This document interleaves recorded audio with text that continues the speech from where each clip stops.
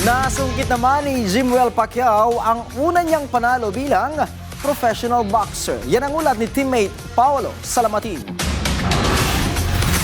Pinatahimik ni Emmanuel Jimwell Pacquiao Jr., ang anak ng pambansang kamao na si Manny Pacquiao, ang lahat ng kanyang mga kritiko matapos masungkit ang kanyang unang panalo sa professional career sa pamamagitan ng impresibong knockout kontra sa American boxer na si Derek Gates sa Pechanga Resort and Casino sa California. Isang right hook at sunod-sunod na body shots ang sinandala ng batang Pacquiao na nagpabagsak kay Gates sa natitirang 1 minute and 34 seconds sa ikalawang round upang tuluyang kumbinsihin ng referee na itigil na ang laban. Malayong malayo sa professional debut nito noong Nobyembre na nagtapos sa isang draw katapat ang isa pang Amerikano na si Brendan Lally. Sa mga naging panayam kay Jimwell, ibinahagi nito na ginamit niyang motibasyon ng pagkadismaya sa kanyang unang laban at pressure na makita ang kanyang buong pamilya sa ringside upang makuha ang panalo.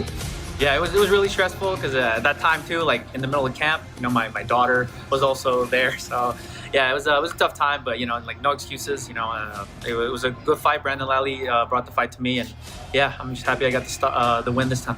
Mula sa ringside, isang maikling good job ang binitawan ng 8th Division World Champion na si Manny Pacquiao para sa kanyang panganay na anak. Samantala, hindi naman may kubli ng ina nitong si Jinky ang kanyang pagkatuwa sa naging panalo ng kanyang anak.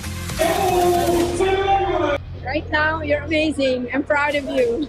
Jinky, totally different. I'm a proud mom, proud mom. Sa panalong ito, umakyat na ang record ni Jimwell sa isang panalo at isang draw habang patuloy namang pinaghahandaan ng kanyang ama ni si Manny ang mga nakalinyang exhibition matches at posibleng rematch kay Floyd Mayweather Jr. ngayong taon.